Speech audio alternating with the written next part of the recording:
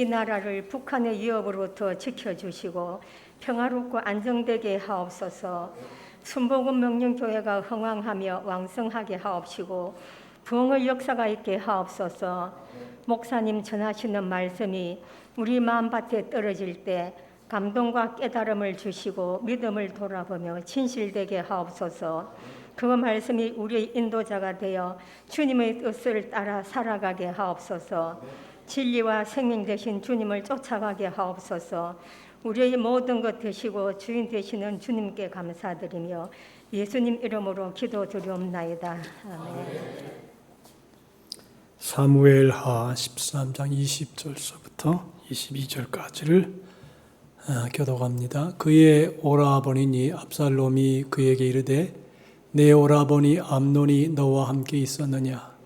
그러나 그는 내 오라버니니 누이야. 지금은 잠잠히 있고 이것으로 말미암아 근심하지 말라 하니라. 이에 다말이 그의 오라버니 압살롬의 집에 있어 처량하게 지내니라. 시작. 다 같이. 압살롬은 암논이 그의 누이 다말을 욕되게 하였으므로 그를 미워하여 암논에 대하여 잘잘못을 압살롬이 말하지 아니하니라. 아멘. 이수환 장로님, 양만수 집사님 특송해 주시겠습니다.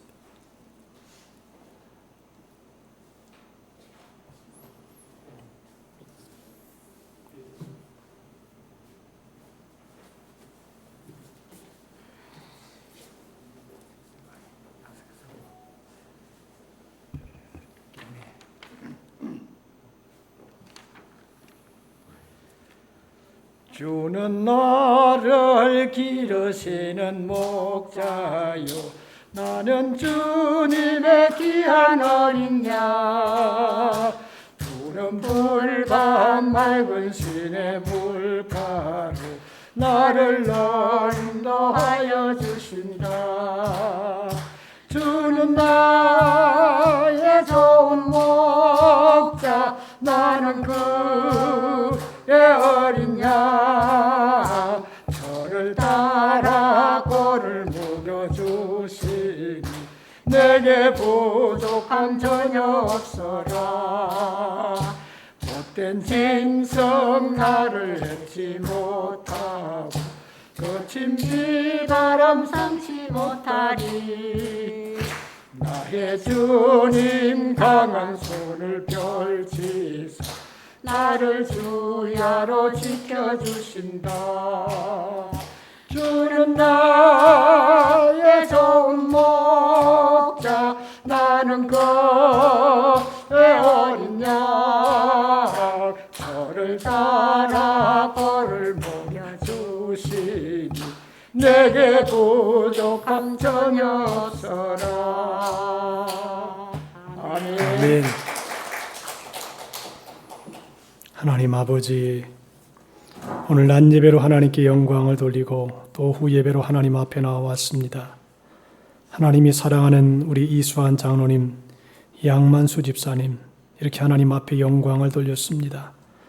남은 평생 건강하게 살아가게 하시고 또 마음의 평안함도 주시옵시고 자녀들이 부모님께 효도하여 복받고 장수하며 잘되는 축복을 받는 생애가 되게 하여 주시옵소서. 거룩하신 주님, 오늘도 예배를 통하여 하나님의 말씀을 듣기를 원합니다. 우리의 사람의 뜻대로 아무것도 되지 아니하고 하나님의 뜻대로 모든 것이 이루어지는 줄로 믿사오니 주의 말씀 속에서 교훈을 받게 하시고 진리 안에 거해서 하나님이 원하는 선한 뜻을 잘 이루어드릴 수 있게 도와주옵소서. 말씀이 들릴 때에 잘 박힌 모처럼 우리의 마음속에 박히게 하시고 옥토처럼 착하고 좋은 마음으로 말씀을 듣고 지키어 인내로 결실하여 열매 맺는 생애 되게 해 주옵소서. 예수님의 이름으로 기도하옵나이다. 아멘.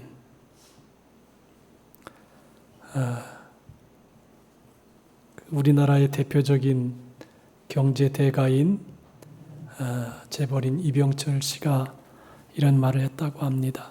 이 세상에서 다른 것은 다 마음대로 되는데 두 가지만은 마음대로 되지 않더라. 그런 얘기를 했다 합니다. 하나는 뭐냐면 우리는 잘 모르는데 골프가 마음대로 안 되더라. 아마 이거 치는데 그 골로 동그란 데로 안 들어가는 모양이에요. 잘. 두 번째로는 자식이 마음대로 안 되더라 라고 하는 것입니다. 예로부터 세상에서 제일 힘든 농사는 자식 농사라 그런 말이 있습니다.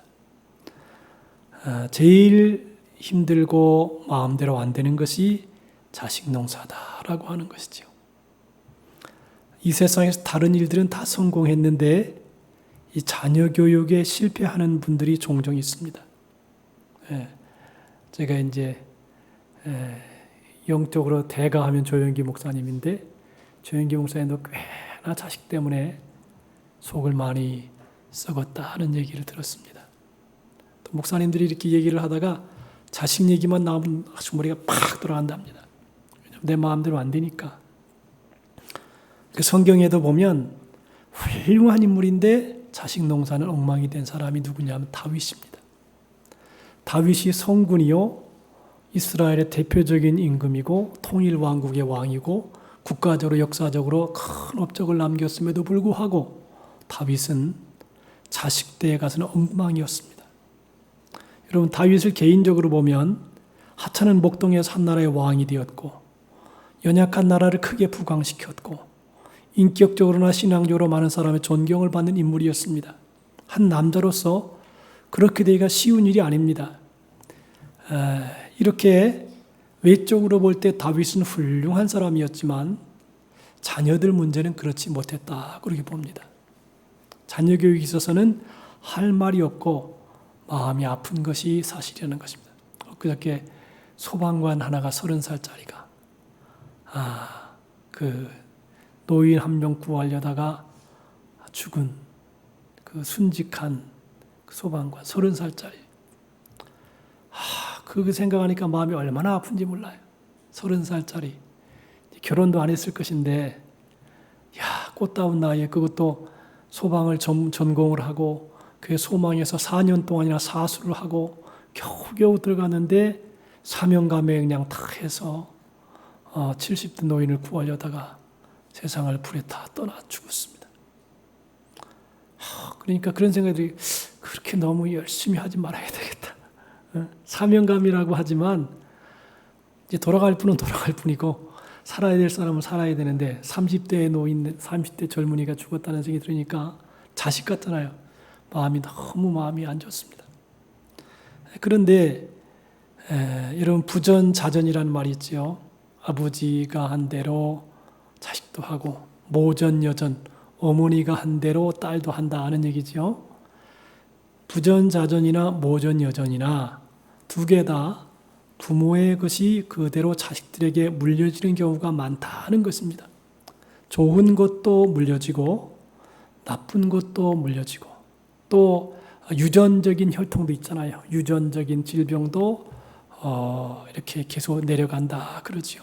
건강검진하면 꼭 가면 부모의 암 걸린 거 없느냐 이거 다 물어보지 않습니까? 근데 제가 이렇게 느끼는 것이 부모가 잘하면 자녀도 따라할까요? 어떻습니까? 김규혜승 권사님, 부모가 잘하면 자식도 그거 따라서 잘할까요? 맞습니까? 성경에는 그렇지 않은 경우도 많아요. 부모는 아주 선한데 자식은 아주 악한 경우도 많고요. 또 부모는 악한데 자식은 또 어떻게 선하게 되는 경우도 있을 수가 있어요. 그래서 이 세상을 이제 살아가다가 보니까 뭘 생각하냐면 큰 소리 칠 거 하나도 없다. 모른다. 그리고 부모의 할 것은 뭐냐 하면 기도 외에는 할 수 있는 게 없다. 어떤 분이 그랬죠. 리모컨 하나는 내 마음대로 할 수 있다. 다른 건 다 내 마음대로 안 된다. 그런 얘기가 있지요. 부모의 마음이 넉넉하면 자녀도 넉넉한 마음을 가지고 잘할 것 같은데 그러는 경우도 있지만 그렇지 않는 경우도 있습니다. 부모가 상처가 많으면 자녀도 상처가 많은 자녀로 잘할 수도 있고 또 그렇지 않을 수도 있습니다. 그래서 참 우리가 이 자녀 교육에 대해서는 누구도 장담할 수가 없고 또 큰 소리 칠 수도 없다는 것입니다. 우리가 살다가 보면 가끔 가족끼리 서로 상처 입은 일이 경우도 생기지만 서로 용서하고 서로 사랑하고 서로 격려해서 가정을 이루게 하신 하나님의 뜻이 아름답게 이루어져야 될 것이다 라고 하는 것입니다.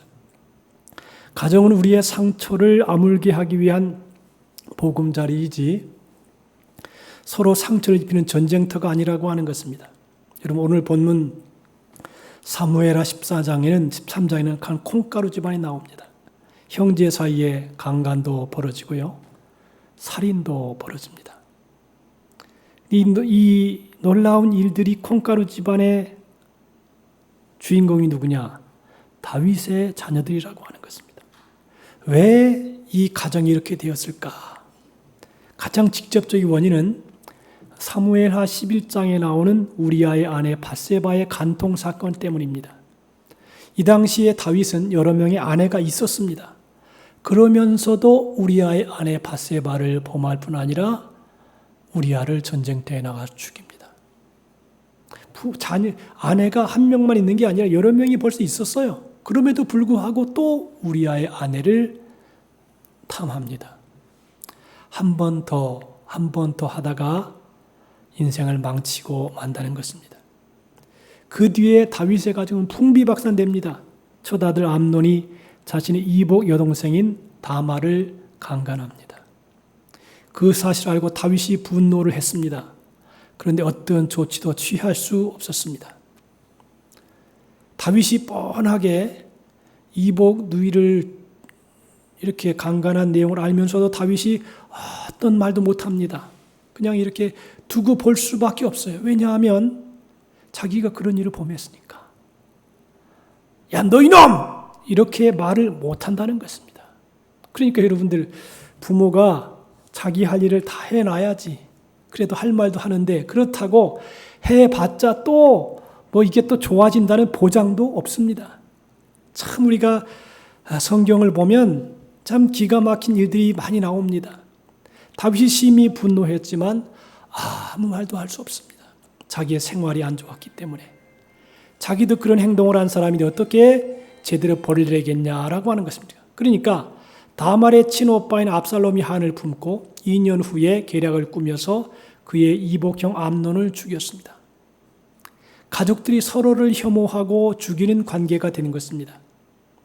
이 모든 문제의 원인이 다윗이 자녀들에게 좋은 영향력을 끼치지 못한 것이 문제일 수 있습니다. 그러나 꼭 그것 때문에 그랬다 그렇게는 볼 수 없어요. 왜냐하면 왜 가정이 깨지냐면 통제는 너무 많이 하고 영향력은 너무 적기 때문이라고 하는 것입니다. 이거 하지 마라 저거 하지 마라 자꾸 통제하고 또 선한 영향력은 별로 미치도 못하고 은혜로운 삶을 살아가는 것을 보지 못하기 때문입니다. 그래서 다윗은 가정에 충실한 삶을 살지 못했습니다. 이렇게 많은 아내들과 많은 자녀들을 두었다고 해도 그 남은 자녀들에게 아버지 역할을 잘했다면 그래도 문제는 덜했을 것입니다. 그런데 결혼을 해도 자녀들을 잘 보살피는 일은 전혀 하지 못했습니다. 여러 부인 밑에서 나온 자녀들 하나하나 다 돌볼 수 있는 그런 시간이 없었어요. 왜냐하면 처음에 결혼했을 때는 장수로서 전쟁터에 늘 있어야 됐고 그 후에는 사울 왕에게 늘 쫓겨다녀야 했기 때문에 가정을 돌보고 자녀를 돌볼 여유가 없었습니다. 다 쫓기는 삶, 전쟁터에 나가서 사람을 죽이는 삶 이랬기 때문에 가정을 지금처럼 앉아가지고 교육을 시킨다든지 훈계를 한다든지 이럴 시간이 없었어요. 그냥 자식을 낳아놓고 그냥 자기는 자기 할 일을 하는 거예요. 거기다가 나중에 왕이 된 다음에는 국사에 바빠서 자녀들을 보살필 거를도 없었습니다. 그래서 자녀를 많이 낳긴 했어도 그 자녀들에게 아버지 구실을 제대로 하지 못했던 것입니다. 그런 그의 생활이 그의 책임이라고만 할 수 없을지 모르지만 그렇다고 해도 어쨌든 가정을 잘 돌볼 수 없었던 그의 여건이 이런 가정의 불행을 일으킬 수밖에 없었다는 것입니다. 그래서 여러분들 가정의 자녀들을 한번 돌아볼 필요가 있다 하는 것이지요. 물론 다윗은 하나님을 위해 시간을 들였던 사람이고 나라를 위해 충성했던 인물입니다. 다른 사람들을 위해서는 훌륭한 사람이었지만 자기 자녀들을 위해서는 시간도 정성도 낼 수가 없었습니다. 다윗이 전혀 자녀들에게 관심이 없고 사랑이 없었던 것은 아닙니다. 왜 자기 자녀에게 관심과 사랑이 없었겠습니까? 다윗이 자식을 사랑하는 것은 성경 여러 군데 찾아볼 수 있습니다. 가령 압살롬이 이 형을 죽이고 도망을 갔을 때 다윗은 비록 암논은 죽었지만 압살롬이 도망간 것 때문에 마음이 몹시 슬펐습니다. 후에 압살롬이 다윗을 반역했을 때에도 부하들에게 제발 아들 압살롬은 죽이지 말라고 부탁을 하였습니다. 그리고 후에 압살롬이 죽었다는 말을 들었을 때는 매우 슬펐습니다. 여러분들 이 역사가 다윗 앞에서 자식들이 서로 죽이고 죽이는 강간을 하고 죽이고 막 이 갈등이 막 이 다윗의 가정 속에 막 일어나요. 그러니까 어떻게 보면요, 무자식이 상팔자라고 하는 말도 그렇게 나쁜 말은 아닌 것 같아요. 자식이 많다 보니까 이 속에서 막 갈등도 일어나고 막 강간도 일어나고 막 서로 미워하고 죽이고 싸우고 왕위를 차지하려고 그러고 막 이 안에서 복잡한 일들이 막 일어납니다. 그러니까 우리가 다윗 하면 우러러 볼 수 있는 인물이지만 그 내부 속에 일어난 여러 가지 갈등과 고민은 그건 당하지 않으면 좋겠다, 그런 생각이 들어요. 그래서 아들들을 위해서 왕궁에 좋은 집을 마련해주고 환경을 조성하고 좋은 스승을 데려다가 교육도 시키고 어머니들에게 깊이 부탁했을 것입니다. 그러나 자녀 교육은 이런 것으로 되지 않는다는 것입니다. 하나님께서 자녀 교육은 부모가 직접 하도록 했다는 것입니다.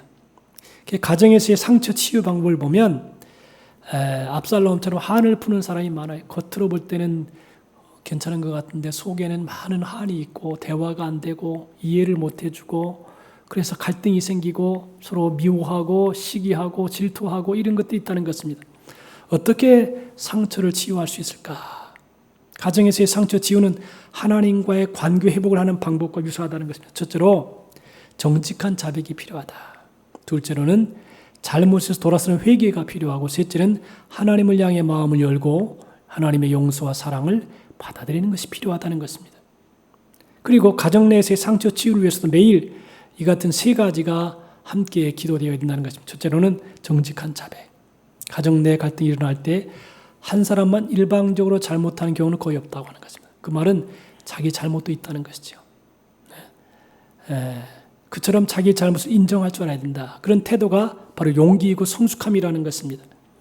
주님은 베데스다 연못가에게 소경에게 물었습니다. 내가 낫고자 하느냐? 우리에게도 묻죠. 내가 낫고자 하느냐? 정말 낫고자 하느냐? 그 낫기를 원한다면 먼저 자신의 잘못을 인정해야 된다는 것입니다. 그렇지 않으면 바르게 될 희망은 없다는 것입니다. 여러분, 몸이 아프잖아요. 그럼 자꾸 광고하라 그래요. 막 선포하라고.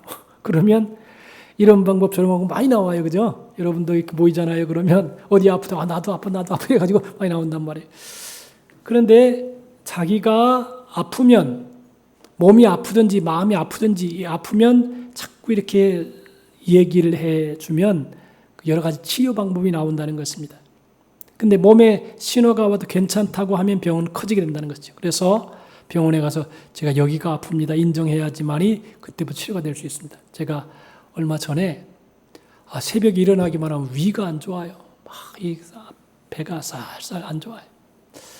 이제 저는 여기 평강위원회를 자주 가는데 이제 오늘은 병원에 좀 가야 되겠다 그랬더니 참 의사 선생님이 목사님 이 약은 참 좋은 겁니다. 그러니까 저녁에 식사하기 전에 이 약을 드십시오 그러더라고요. 그래서 이제 그 약을 탁 먹었더니 와, 그렇게 편할 수가 없어요. 약이 이렇게 좋구나.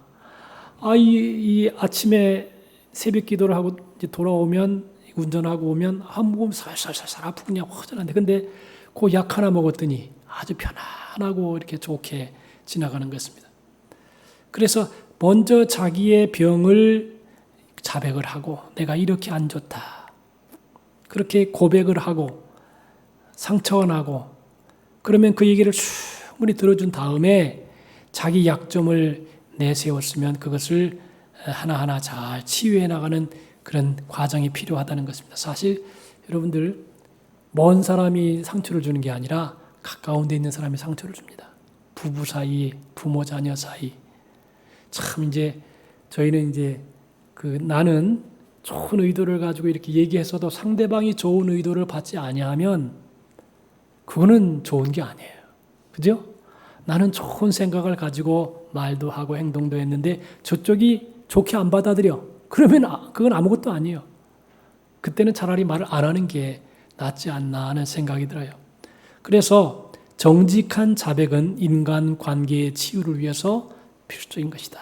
정직해야 된다. 그 다음에 상처 입힌 행동을 그쳐야 된다는 것입니다. 인간 관계 회복을 위해서 가장 중요한 것은 자기 변화라고 하는 것입니다. 오늘 여러분들 제가 주보에다가 쓰면 스스로 유익이 되는 말 썼어요.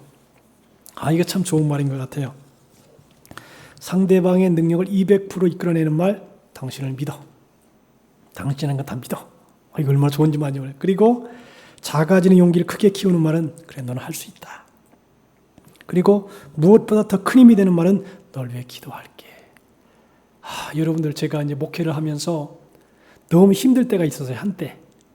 근데 그때는 아들이 위해서 기도해 주는 거 좋겠더라고요. 저는 요새 그래서 전화를 이렇게 하면 가끔 기도를 해줘요. 전화에다가. 한 번은 먼 데 있는 권사님 한 분이 전화 통화가 됐어요. 근데 이제 그 집이 40살이 넘은 자녀들이 있어요. 결혼을 하나도 안 했대. 앞으로도 안 할 예정이래. 그래가지고 그 집을 위해서 간절히 기도해 줬더니 너무 고마워하는 거예요. 저 인천에 계신 분인데. 그래서 이게 전화로라도 이렇게 해주면 큰 도움이 되는구나. 그런 걸 느꼈어요. 잘 되지 않을 때도 있다. 충고보다는 효과적인 공감의 말. 호감을 사는 말은 당신과 함께 있으면 기분이 좋아집니다. 자녀의 앞날을 빛나게 하는 말은 내가 참 자랑스러워. 그랬어요. 지난번에 저희 아들이 전화가 왔어요. 아마 목회를 하면서 여러분들 어느 곳이든지 문제는 있어요. 그래서 갈등이 있어가지고 나한테 전화를 했어요. 아빠 나 힘들다고. 그래? 그런 문제는 무슨 문제인지 잘 모르지만 어느 교회든지 다 있다. 어느 교회든지 문제가 다 있으니까 그렇게 수용하고 받아들이는 게 낫다. 그러니까 그게 큰 도움이 됐나 봐요. 여러분들 사람 사는 것은요 비슷합니다. 약간의 다를 뿐이지 어느 세계나 갈등도 있고요 아픔도 있어요. 제가 옛날에 전도사를 할 때에 그 여학생 하나가 고등학생 하나가 있었어요. 뒤에 이 여학생 하나가 설교를 하면 다 써요. 그리고 나중에 설교가 다 끝난 다음에 나를 불러. 전도사님, 요건 요렇게 설교하는 게 아니고 요렇게 하는 거예요. 요렇게 하는 게 요렇게 하는 거예요. 이건 뭐 올 때마다 그러는 거예요. 올 때마다. 그러니까 걔만 딱 앞에 있으면 부들 이렇게 설교가 안 돼. 너무 힘들더라고요. 여자아이가 다리 하나가 약간 좀 절어요. 그러니까 지체 장애가 좀 있으니까 마음도 약간 장애가 있어가지고 막 때마다 시마다 설교할 때마다 뒤에서 막 제2차 설교를 하는 거예요. 제가 얼마나 힘들었는지 몰라요. 그래서 그때는 담임 목사님이 부럽더라고. 저 목사님은 그런 거 없겠지. 근데 또 나름대로 거긴 또 그 문제가 있다고요. 자, 희망을 선사하는 말, 초심으로 돌아가자. 환상의 짝꿍을 얻으리는 말, 우리 천생연분이다. 다시 일어설 수 있는 말, 괜찮아. 잘 될 거야. 상대의 가슴을 설레게 하는 말, 보고 싶었어. 배우자에게 보람을 주는 말, 난 당신밖에 없어. 상대를 특별한 사람으로 만들어준 말, 역시 넌 달라. 제가 이제 신학교 강의를 하면 그 강의한 다음에 반드시 그 카톡에다가 1시간 동안 배운 것 중에서 감동이 되는 글을 올려라. 그렇게 써요. 그걸 학점으로 대신한다. 요새는 이제 신학생들도 막 힘들게 하면 안 온다요. 그러니까 아주 좀 간편하게 이렇게 리포트 대신 2줄 글을 써라. 그래. 그러면 다 올려요. 좀 그렇게 그 시간에 감동된 말을 올려요. 그러면 제가 거기다가 역시 훌륭하십니다. 이렇게 딱 하면 굉장히 좋아해요. 여러분, 우리가 지칠 때 어루만져 주는 말, 그동안 고생 많았네. 또 새로운 즐거움이 눈뜨게 해준 말 한번 해볼까? 언제 들어도 기분 좋은 말, 다 같이 합시다. 사랑해. 이게 제일 누구든지 좋대요. 사랑. 다 같이 합니다. 사랑합니다. 이게 제일 좋답니다. 그렇죠. 사랑한다는 말은 누구도 싫어하지 않습니다. 자, 그래서 강하게 우격다짐으로 남을 바꾸려고 하면 상처가 생기고 상처는 상처를 부르고 상황을 악화시킨다는 것입니다. 그러므로 가족들은 서로 상처를 주지 않기에 최선을 다하고 상처를 주는 행동을 멀리하라는 것입니다. 특히 사소한 행동으로 인한 상처는 잘 요리할 수 있어야 된다는 것입니다. 그래서 조그마한 일이 커져서 가정이 깨지는 경우도 많답니다. 그리고 어떤 일이 있냐면요, 치약 누르는 것 때문에 이혼한 집안도 많답니다. 치약을 중간에서 누르느냐, 뒤에서 누르느냐, 이것 때문에 갈등 나가지고 이혼한 집안도 있대요. 세상에 그럴 수도 있어요. 치약을 남편은 중간을 팍 누르는데 아내는 밑에서부터 누르지 왜? 중간에 누르냐? 그게 조그만 불씨가 돼가지고 나중에 이혼한답니다. 세상에 별일 많아요. 그 별것도 아닌 일 가지고 이혼한다는 것이에요. 그래서 그런 말이 있지요. 오는 말이 고와야 가는 말도 곱다. 그런 말이 있지만 우리는 곱지 않은 말을 들어도 곱게 말할 수 있어야 되겠다는 것입니다. 그리고 제가 가만히 볼 때 좀 상처 있고 거칠 때는요, 그냥 말을 안 하는 게 좋겠어요. 말을 해가지고 거친 말이 나오고 쌍소리가 나오고 막 극단적인 말을 하면요, 이게 감정을 격화시켜서 나중에 잘못하면 폭력도 오고 가고 그렇게 되면 문제가 커질 수 있다는 것이에요. 차라리 그럴 때는 그냥 말을 안 하고 가만히 있는 게 훨씬 더 지혜롭게 해결하는 방법이 아니냐, 그런 생각이 듭니다. 하나님은 남에게 상처를 입히지 않으려고 애쓰는 사람을 그 애쓴 만큼 축복해 주신다는 것입니다. 이게 참는 게 참 힘들어요. 감정이 격할 때 그것을 아무 말도 하지 않고 그냥 받아들이고 참아주고, 이게 힘들어요. 이게 참 신앙생활하는 사람도 감정적인 동물이기 때문에 막 거칠게 말하면요, 심령의 상처를 깊이 받아요. 그래서 부드럽게 말하는 것을 좀 배워야 되겠다. 그리고 마음을 열고 상대를 받아들여야 된다는 것입니다. 가정 내 갈등은 속히 털어버리는 게 좋다는 것입니다. 그것을 위해 먼저 화해의 손을 내미는 용기가 있어야 되고, 화해를 잘 받아들이는 너그러움도 있어야 된다는 것입니다. 남의 화해를 요청할 때 마음을 닫고 있는 것은 화해의 싹을 자르는 것이고 상대방을 비참하게 만드는 것이라고 하는 것이죠. 아무리 상대가 잘못을 많이 저질렀다 해도 화해를 받아들이지 않는 마음은 더 잘못된 마음이라고 하는 것입니다. 언제나 기꺼이 용서하고 기꺼이 용서를 받아야 된다는 것입니다. 에베소서 4장 32절에 서로 인자하게 하며 불쌍히 여기며 서로 용서하기를 하나님이 그리스도 안에서 너희를 용서하신 것 같이 하라 그랬습니다. 서로를 불쌍히 여기고 갈등을 풀려고 애를 쓰라고 하는 것입니다. 갈등이 풀어지면 친밀성은 더 깊어집니다. 그러나 갈등을 풀지 않으면 더 비참하게 되고 언젠가는 그 갈등 인생 전체를 불태울 수도 있다는 것입니다. 사랑은 용서하는 것이라 그럽니다. 아무리 상대가 틀리고 내가 옳다고 해도 옳고 틀린 것만 생각하며 살 수 없습니다. 거기에 사랑을 더해서 생각하는 것입니다. 사랑이 없는 정의는 겉으로는 가장 성숙한 모습처럼 보이지만 가장 미성숙한 모습이라는 것입니다. 여러분들, 교회에 미숙이가 많으면 갈등이 생깁니다. 그러나 교회에 성숙이가 많으면 서로 덮어주고 위로하고 격려합니다. 그래서 교회는 누가 많아야 된다고요? 성숙이가 많아야 된다. 성숙한 인격자, 성숙한 자세, 성숙한 말을 하는 사람, 성숙한 생각을 하는 사람이 많을 때에 화목하게 되고 덕스럽게 되고 기쁨을 얻는다. 미숙이가 많은 사람, 미숙해가지고 조금만 뭐 하면 신경질 내고 화내고 성경은 졌다 냈다 던져버리고 그냥 생각나는 대로 생각 말하는 대로 자기 옳은 대로 막 싸대 붙이고 하면 감정이 깊이 상해서 더 이상 그 사람하고 가까이 하고 싶은 마음이 없어져 버린다는 것입니다. 그래서 사랑을 더해서 생각해야 된다. 정의감도 필요하지만 무엇보다 사랑을 덮을 수 있어야 회복의 역사가 나타날 것이라고 하는 것입니다. 젊을 때는요, 바르고 틀린 것을 많이 따집니다. 이게 옳고 이게 틀리고 이게 정의고 이게 불이고, 이게 젊을 때 한때 이야기예요.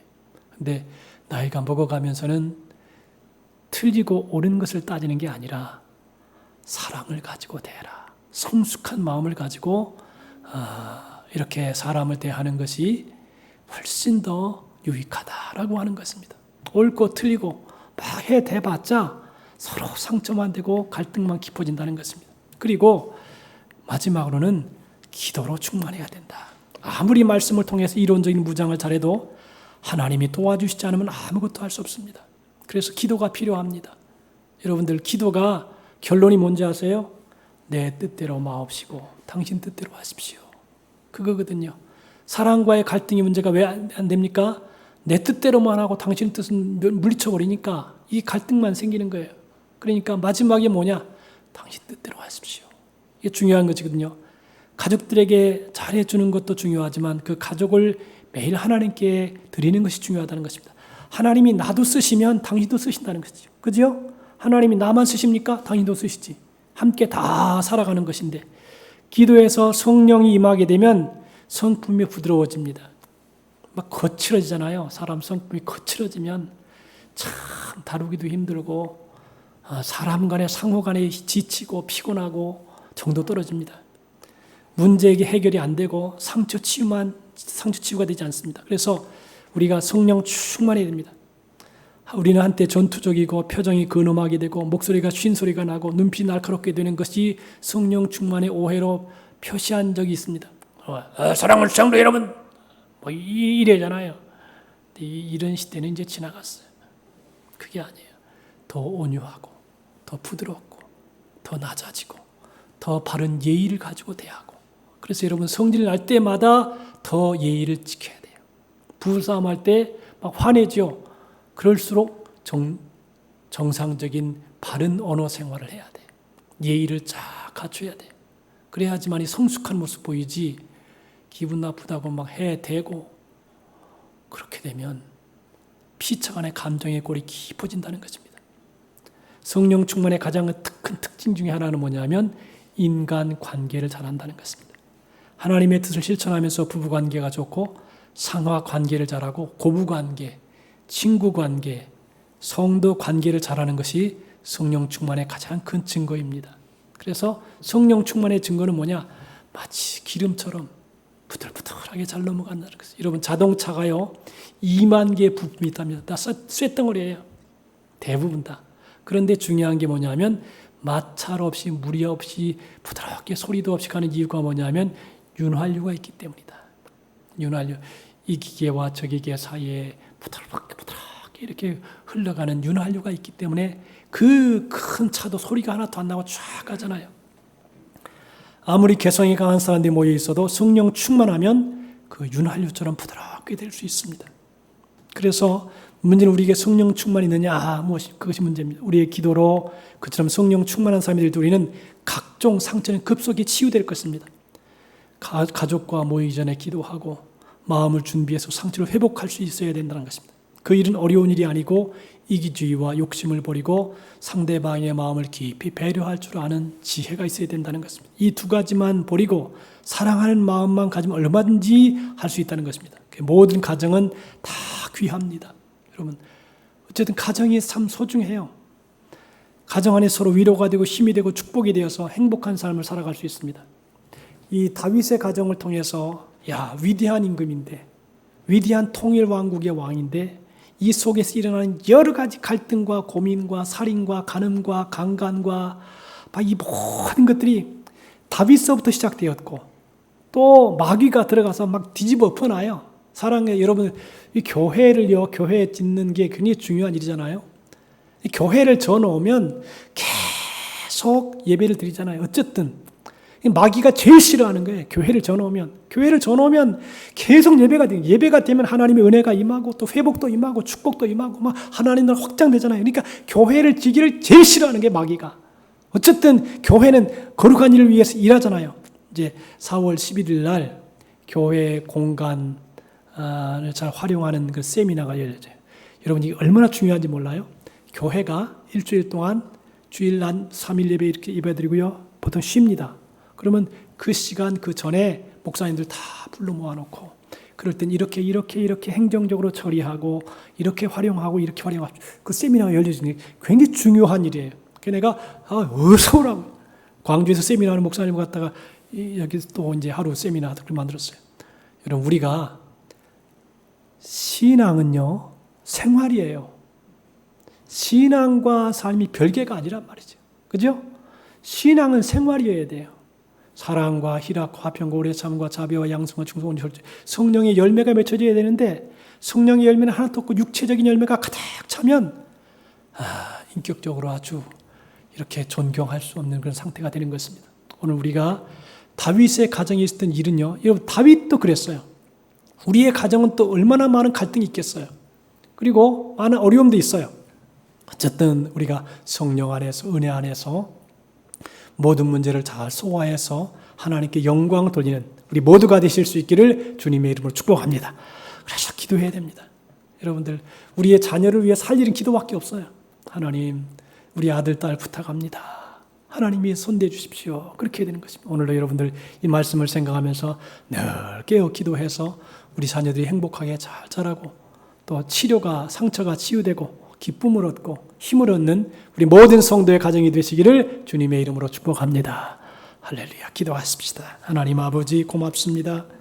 오늘 다윗이 참으로 나라를 위하여, 하나님을 위하여 크고 귀한 일을 많이 했지만 그의 마음속에 깊은 상처, 또 갈등, 자녀들과의 어려움, 또 살인과 간음, 강간, 간통, 여러 가지 아픈 일들이 가슴 속에, 생활 속에, 가정 속에 있었습니다.